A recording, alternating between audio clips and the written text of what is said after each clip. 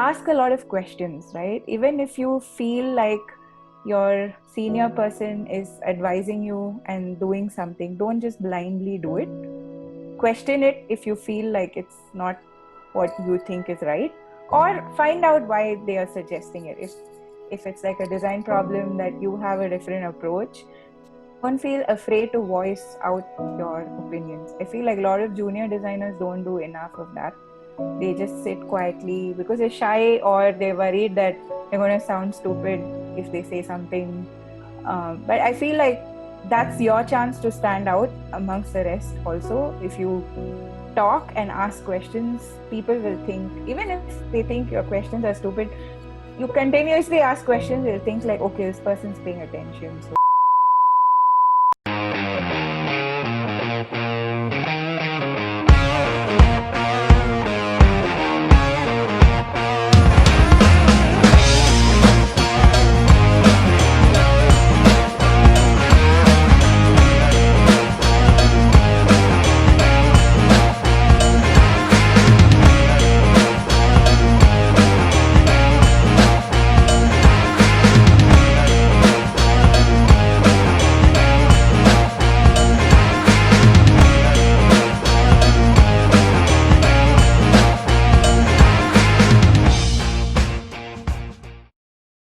Hey everybody, welcome to UX Gorilla's Master Series.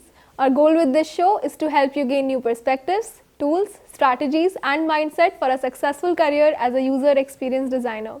We are inviting some of the smartest experts from different industries around the world and learn about the path they took, the challenges they faced, and learnings they had to help you accelerate your own journey.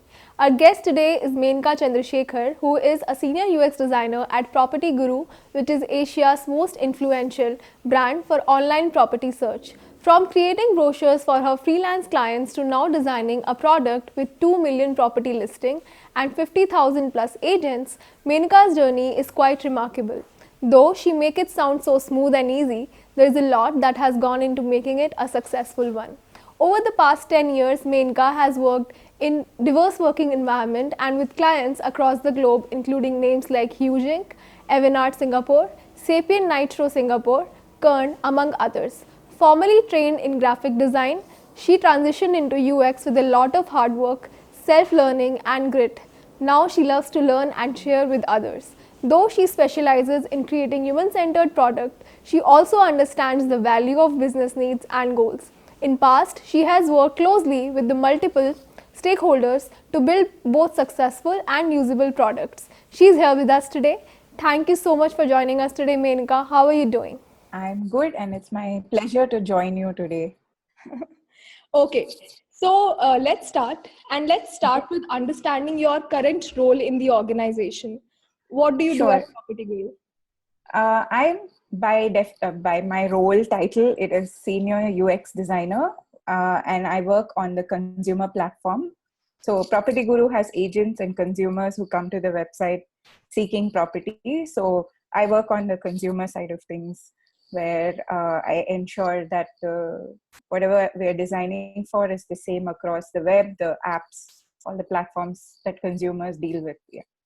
Right. So, as I also said in the intro, your journey has been quite remarkable. You started as a graphic designer and now you are working in a product. You even learned coding, right? So, Mm-hmm. is it something that you recommend UX designers should learn, or was it something that you did out of your own interest?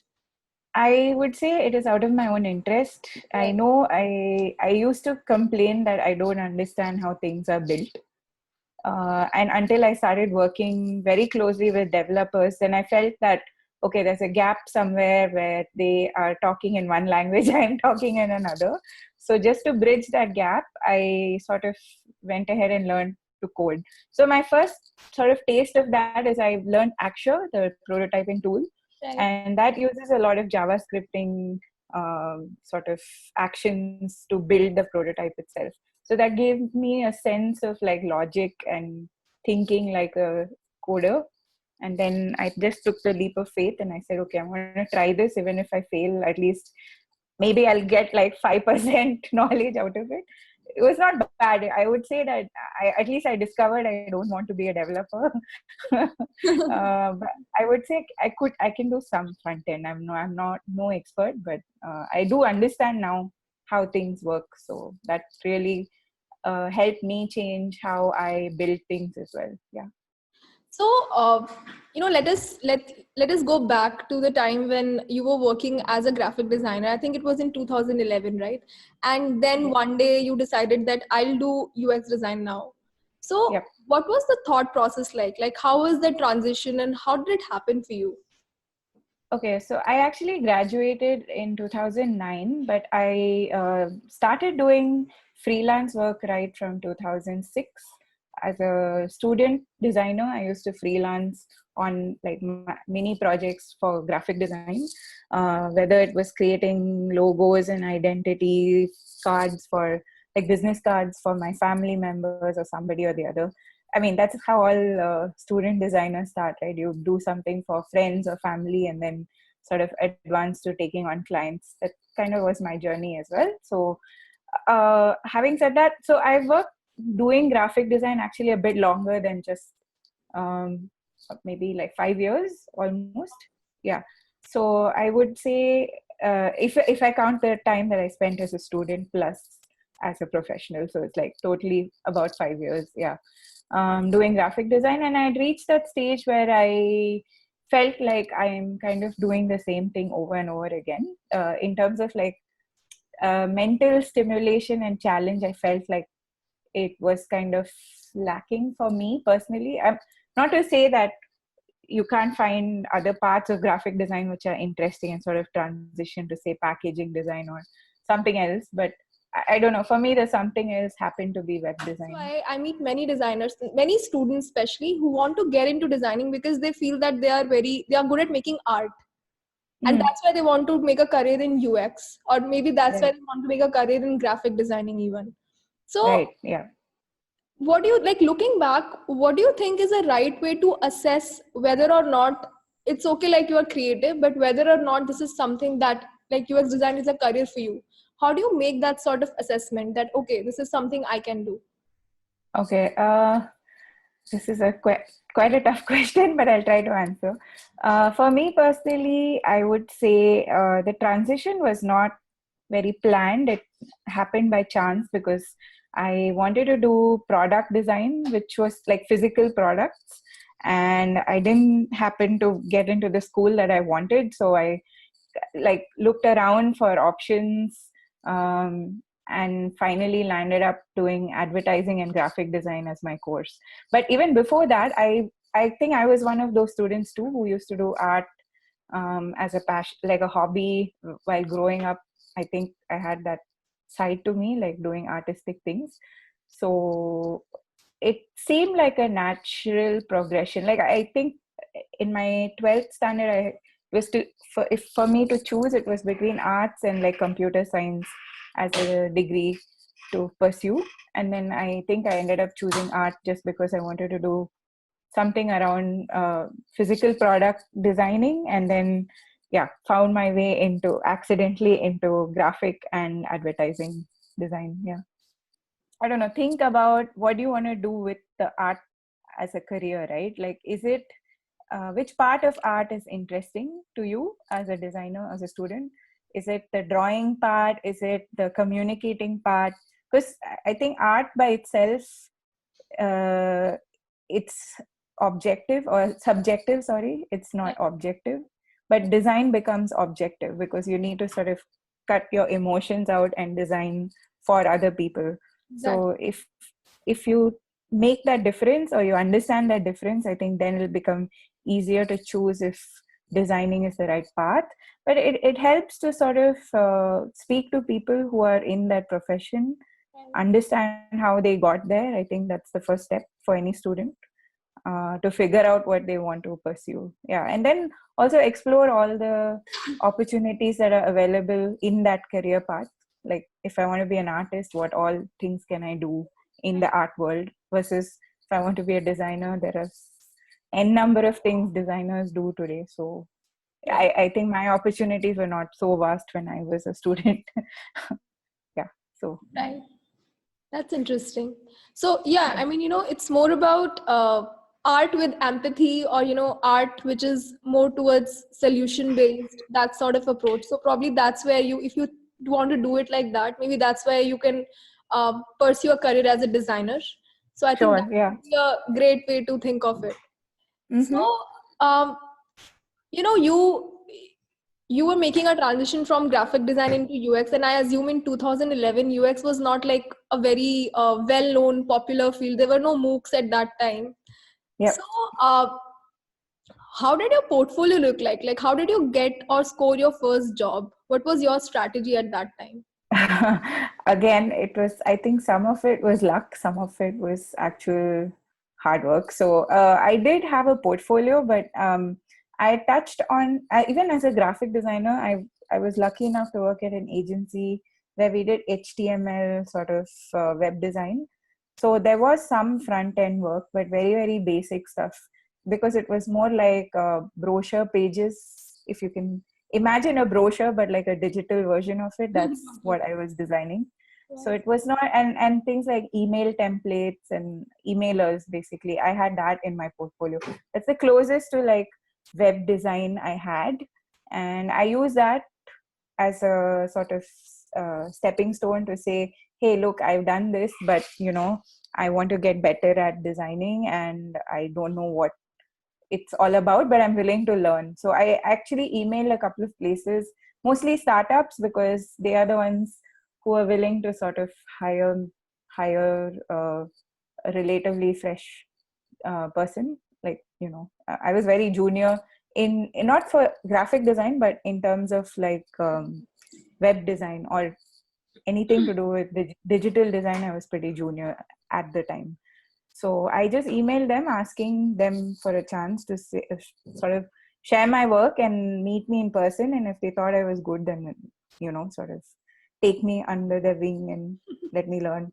It worked. So here I am many years later. Yeah. So let's say this is a very common question, by the way, that I get in almost all of our meetups. That student Mhm. come to us and ask that, okay, now we want to make a career in UX design, and we don't have a portfolio or we don't have an industry experience. Where do we Yep. start? So, like, one thing that you mentioned makes absolute sense, that probably reach out to low hanging fruits or people who are more, acceptable to new talent. Those could be Yep. startups. And but in Definitely. your case, you had some industry experience, so at least you know how working in a team is like, or how working in an agency is like. But Yep. what do you think would be a better way for someone who is, let's say, just out of engineering, and now they have realized that their passion is not engineering, they want to do UX. So for Hmm. someone like that, how could they make a portfolio which show So, promise that fine, this person can do UX, or this person can be hired? okay, so I would suggest a couple of tips. Like, one would be, first, yeah, build something of a portfolio, right? You can't have nothing to show. If you want to be a visual designer, then you need to have visual design to show in your portfolio. If you want to be a UX researcher, then maybe something academic, but you can put a research spin on it and sort of say that you did research.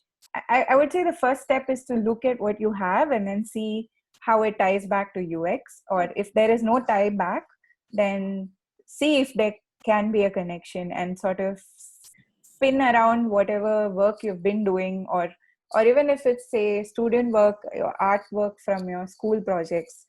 If you did it as a physical design, then imagine experience around it or something Wow. tying back to it, right? If you can digitize it in some way, or make it into an app or a website or something to build even your own portfolio. If you build it online, right, that is still something you built from scratch. You can call it your own.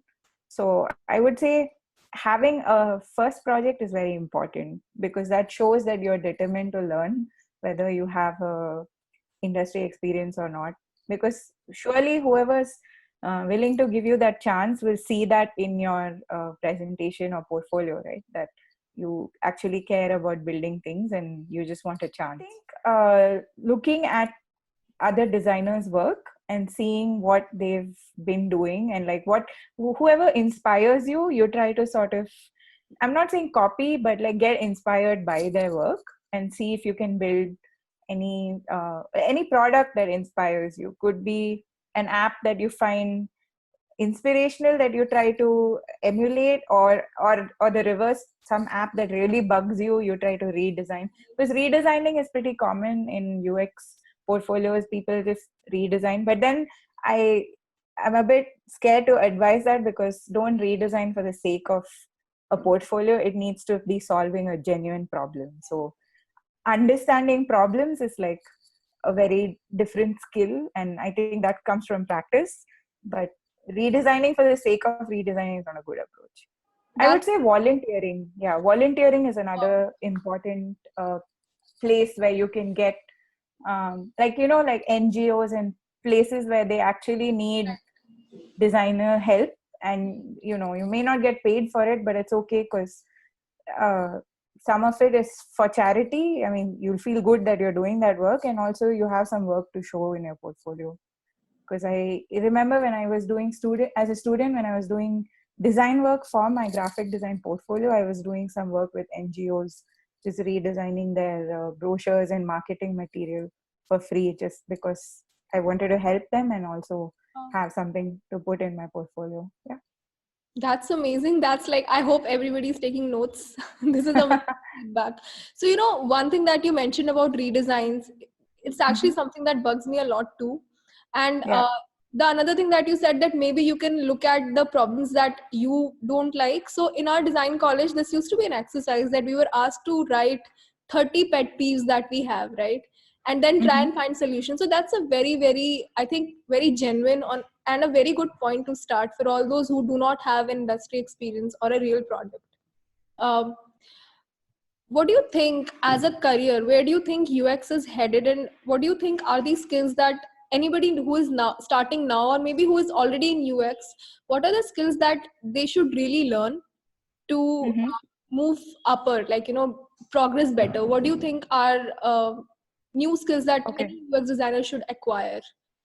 Okay, so I would say when you break into UX, right, there's two pathways which are easier to sort of get inside. One is if you're from a design background, like you studied communication design or visual design, probably being a user interface designer or interaction designers is one direction you can enter. And for someone who is not a visual designer but wants to work in UX, I Right. think maybe research, that is a good pathway to sort of enter into UX. So once you transition from both these sides, that sort of becomes like a foot in the door into UX in general.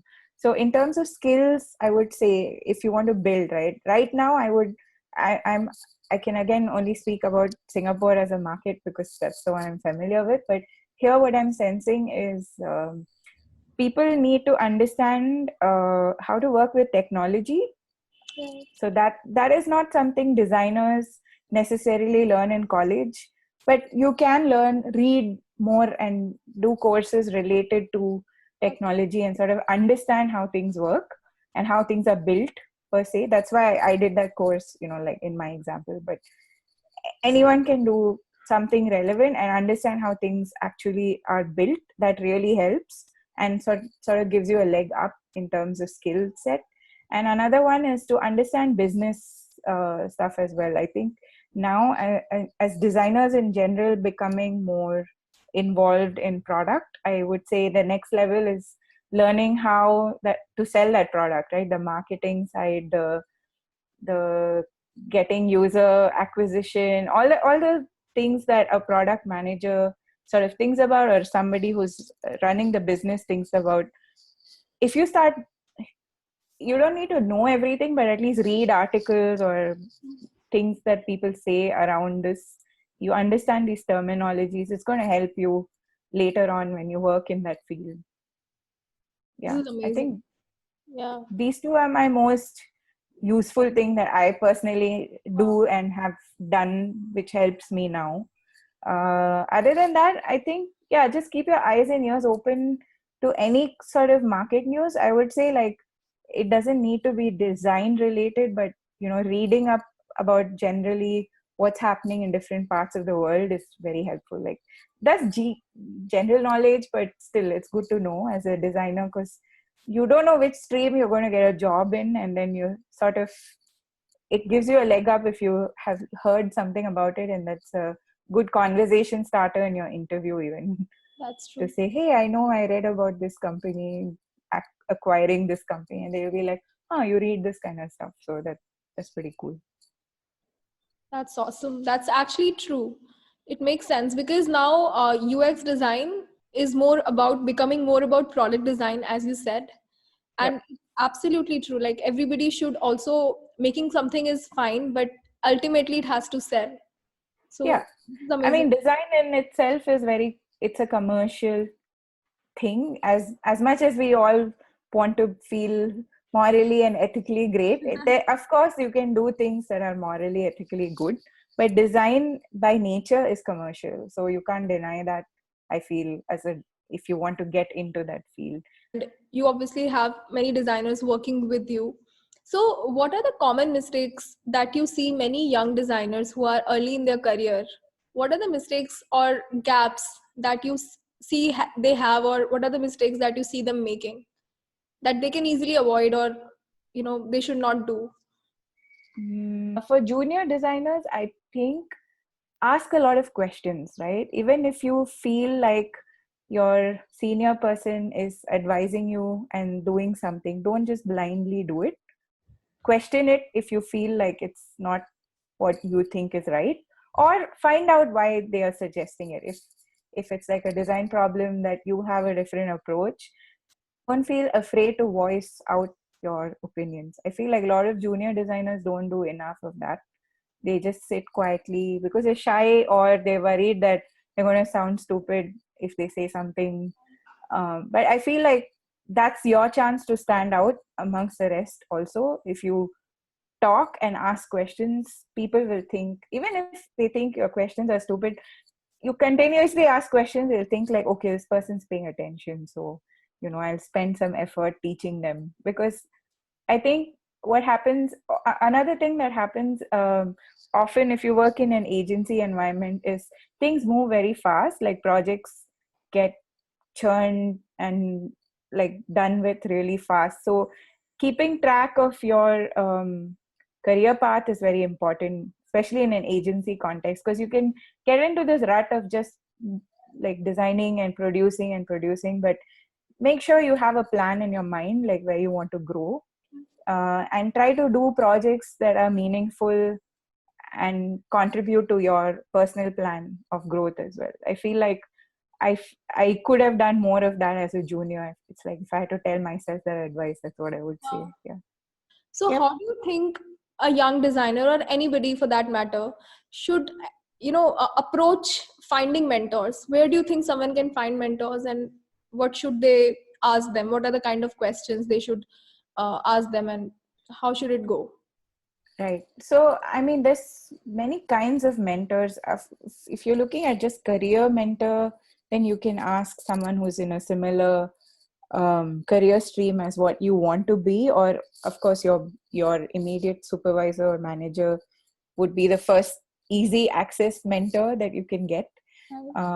Beyond that, I would say if you want to look at someone whose life you want to emulate, then that kind of stuff is harder to quickly find. I would say it's just watching what they're doing, and the kind of, like for me, my the design leaders that I follow, I mostly try to follow them on LinkedIn or Twitter. So I'm like trying to hear what they're talking about and sort of learn from that, because I might not be able to personally speak to them uh, just because they're not in the same country, or like I don't have access to their level of the person they are. But I don't hesitate to ask questions even then. Like if I can tweet them a question, or like message them a question, if they post something and I find something to say, then I'll just comment on it.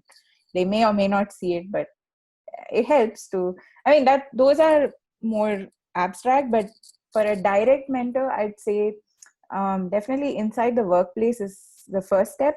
And then just if you have UX meetups that happen, go there, find peer support there, because for me in Singapore, that was one of the best places to find a mentor for me, apart from work, because Singapore, I think 2011, there was barely any talk of UX as a term. I think it only started around 2015 onwards that people actually recognize that as a job or a profession. And then there were meetups that started happening. So I've been going to this meetup called UXSG for almost 3 years now. And it began for me to find a mentor, and now I try to mentor other junior designers. So yeah, that's kind of what I do. That's amazing. So actually, it works great. We also have a meetup group, and seriously, like people have got jobs from there. People have found mentors from there. So you Mhm. never know what you can get. It's just a matter Yeah, of you stepping out of your comfort zone. And yeah, sometimes definitely. that stepping out is not that difficult, right? Yeah, So, it's not. It's most designers tend to overthink and like be overcritical of themselves. right. So having that confidence, or even just posing the question, don't worry about sounding stupid, just ask. Because most, if you're in a meetup, or if there's a person who's coming to speak, right, they are there for a reason. So they'll surely know that after the talk is over, they'll be open to personal questions. So that's where you sort of get to know them a bit better. So try to approach them after their talk. If you're shy to ask questions during the talk, like go That's afterwards and ask questions, or just email them, like get their email and just mail them and ask them, because I'm sure they would be open to like replying back. Yeah. That's awesome. So you mentioned something about design leaders, or Yeah.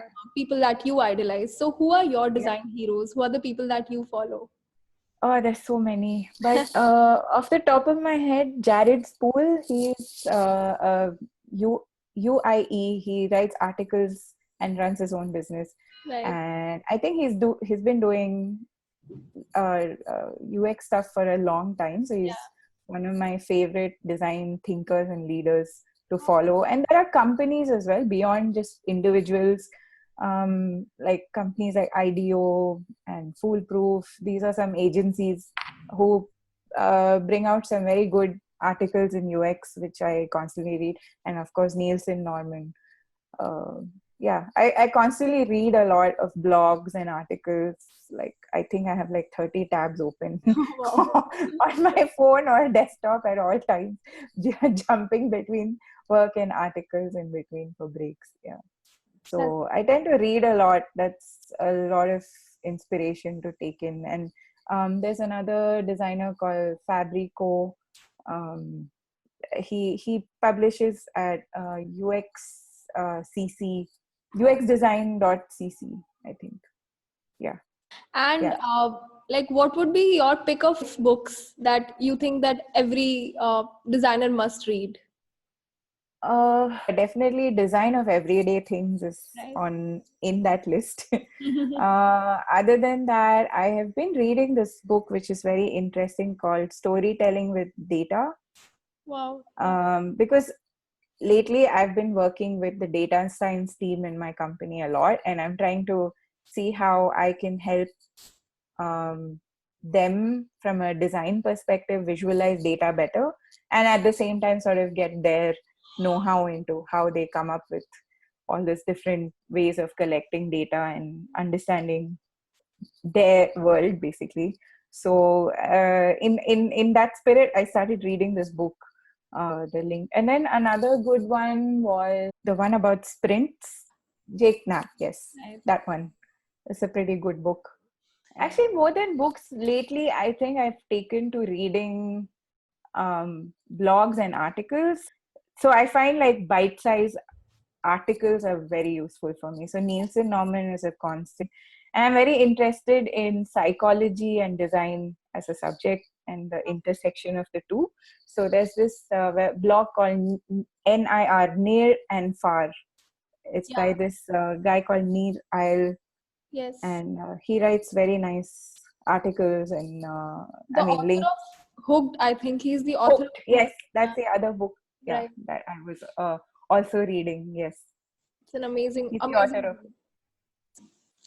You have a degree in design, and obviously it would have been really helpful for you. But looking back, now you are a UX designer, and this is a question that again get asked a lot: that Mm-hmm. should we have a degree in design necessarily, or should Mm-hmm. we do an internship and gain that sort of experience and not have a degree in design but have an industrial experience?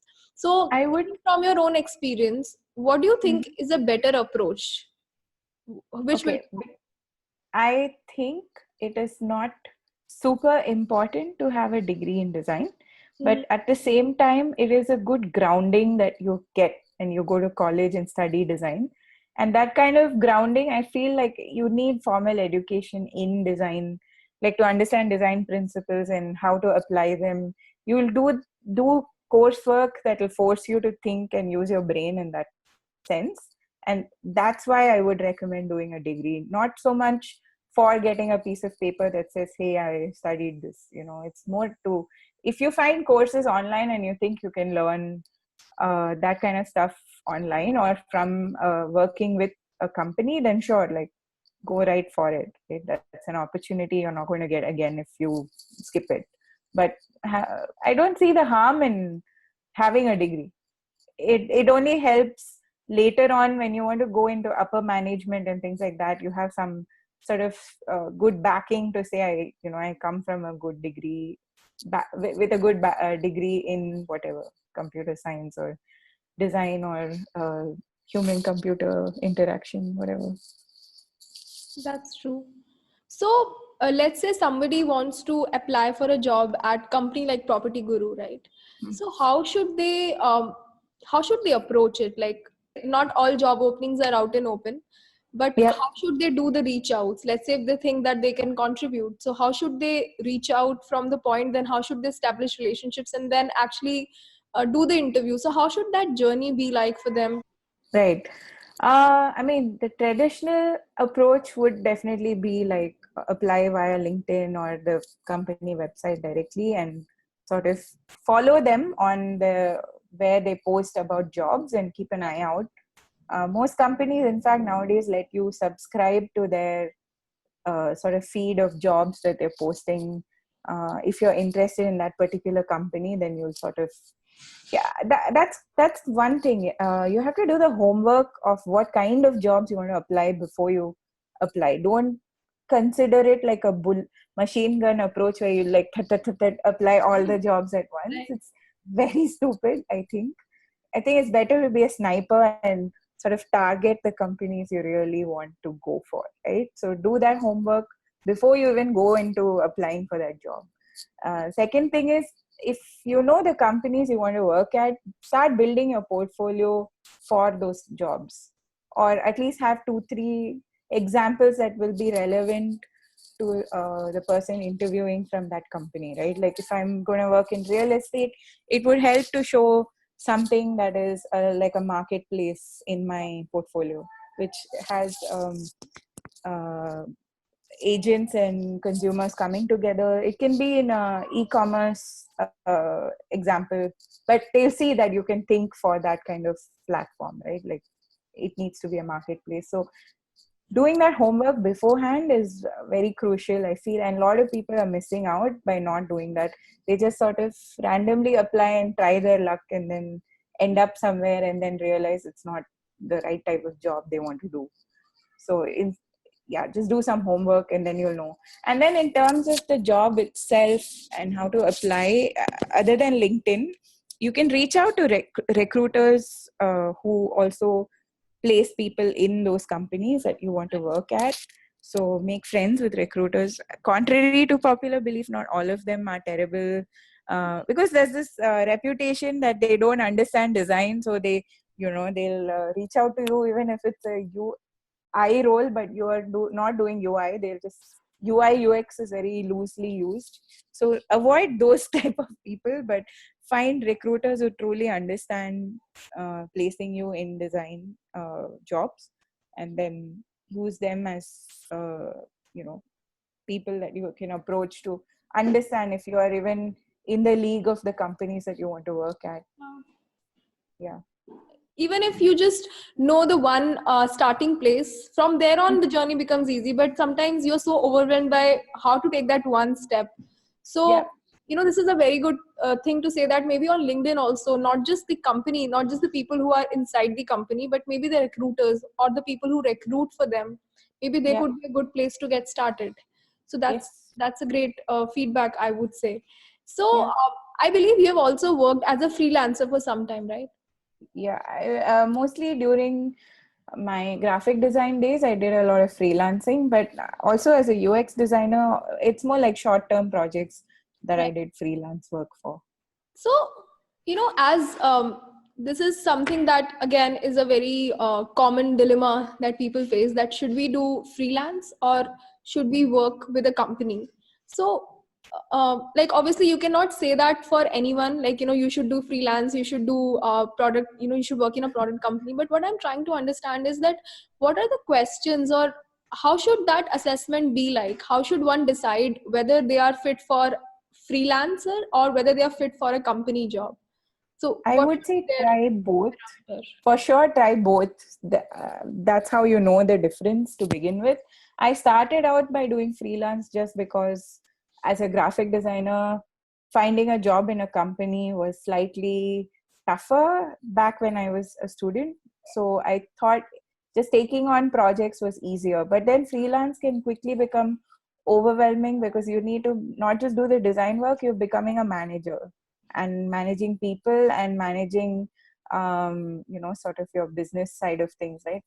Getting paid on time and That's true. following up with people. So that kind of hard lesson you learn from being a freelancer, which helps for sure. Well, later part when you want to be more senior as a designer, you already have this sort of point of reference because you get the harsh reality of how people treat designers firsthand by doing freelance. Um, but if you prefer not to get so overwhelmed with things and you just want to focus on your craft, I would say then start off with working in a design company, because then you can sort of shadow a senior designer and sort of learn by watching or working with them closely, and then you sort of improve your craft and learn from that perspective. But I think try both, then you will know which is the better approach for you. Yeah. Right. And from a perspective of working inside a design agency, which is like again a service based model where you are designing products for your clients versus Mm-hmm. working on a product company. So, what is the difference and what are the pros and cons? I think for service based, like in an agency, the biggest pros are you get more creative in terms of the solutioning, and you're not limited by, say, a business owner necessarily coming and saying no, no, no, that's not in line with what we want to do. You can go more creative in terms of ideas being thrown out there, but the limitation is it is at the end of the day a project which is very time bound. So Right. you're going to have to come up with things probably within a time frame and then eventually hand off. Mhm. I mean, I don't like this analogy, but I've heard many people say it's like giving birth and then giving your kid away, right? But Right. I don't know if that is necessarily true, but it's just the approach is very different. Versus in a product company, like I said, you're involved from conception till all the way till maybe sometimes till the features retired, even if you're in that company long enough. So that's a long journey that you can get involved in. And beyond just building the feature or the product itself, you can take, if you're lucky, then you can participate in figuring out anything that's parallel to it, like service design around your product. Maybe it could be I don't know, other touch points like marketing. Where would you communicate your That's product? right. Product marketing is a very big niche now, I would say. Yeah. That's true. And what do you think would be a better, again this is a very subjective question, but I would still like to have your peace of mind on this, that for somebody who is just starting a career, like a fresh UX designer, should they approach an agency, or do you think they are better? It's better for them to explore working in a product company. Someone who is just fresh, right? I would say try agency, just Right. because you get to work more closely with uh, like mentors in a way, because the art directors or senior designers tend to they'll give you a chunk of work to do, so you can sort of own that piece, but at the same time feel like you're contributing to something. But if you feel like you're not the type to work well with hierarchy, then try Yeah. a product company, because that tends to be a little less hierarchical, at least in the smaller ones. Right. If you start small, yeah, then it won't be so much hierarchy. You might be just you and another designer if you're lucky, or sometimes it's just you as a designer That's in true. like super small startups. But again, if you're a fresh out of college, I don't advise that, because that's very overwhelming very fast. Exactly. Exactly. So, what I also advise the fresh designers is what you are saying, because you know what happens in UX, in the agency, design agency, is that you get mentors basically. Even if the thing is that not always you'll follow the whole processes, like the UX processes inside a product company, but it's easy to pick up parts when you actually know what the whole process is. So in Yeah. design agencies, they pretty much follow that process, and now you know when you go to a product company, you know, okay, this is the thing that it's needed here, probably I'll not do this part. So it becomes Mm-hmm. easy for someone who has worked in an agency, and now you know, even if they're working alone, they have the Yeah. resources with them. But somebody who is starting from a product company with no mentors, it becomes pretty it it's quite overwhelming. challenging, yeah, because then you'll have to look for mentors in say meetups or other places or other peers who work in other Right. product companies, which can be helpful. But if you're really junior, then I would say then you're choosing a very difficult path for yourself. That's true. That's true. That's wonderful. So, Menka, let's say you have been approached by a dean of a UX college. There's a college that's opening up, and they've come to you to understand that we want to design a curriculum for UX education. So, Okay. what will be the subjects, or what will be the topics that you would say must go into curriculum? This is the thing that students must learn in my college. This is the thing that they would learn. For sure, design principles and how to use them, Right. and some UX principles as well around like human computer interactions. There are some basic laws and rules as such that are good to know in like say the foundation level. Other than that, I would say adjacent knowledge would definitely be things like coding, or if it's like a if you're working, I mean, if you have multiple streams in the college, then make them work together on a project or That's something interesting. like that. Even studying some level of business basics is good in a college level. If you do that, then you'll save yourself some time and effort later on in life, because Right. design management or design operations, these are things that are now picking up as career paths. So if you can find internships during your studies, right, try to find it in a place which is adjacent to what you're doing, not necessarily directly as a role that you want to be. It's nice to find roles that are adjacent to, and then you sort of bring that knowledge along with you, because then later on when you suddenly throw in an agency and they say, oh, our client, they also not just want to launch a website, they have some physical stores where they need to do things, and you then can put your hand up saying, hey, I have this experience, I would like to work on this. So that's where you leverage your knowledge, I would say, something like that. That's wonderful. That's pretty much connecting the dots. So you have, like, Yeah. various things, but somehow they always, I think education or learning is something that never goes to waste. So thank you so much, Menka. My questions are done. It was amazing to have you. It was so much information, put I'm in glad I one could hour. help. It was amazing. Amazing. Like, it's always so good to talk to someone who comes from a different background. They have gone through a journey, and every journey is so interesting and so different, but yet there are few points which are very similar. So it's amazing. Thank you so much for joining us. So My pleasure. I can only hope that I made some sense to people who are trying to start out in design. definitely, thank you so much, Menka, for joining us. It was All lovely, right. pleasure of talking to you. You likewise. Yeah. Okay. All right. Thank you so much for watching. I hope you liked this episode. We are extremely curious to know what is your biggest takeaway. Leave a comment below and let us know. This is a weekly show, so make sure you subscribe. If you liked it, please share it with your friends and teammates. Keep learning, keep growing, and I will see you next time.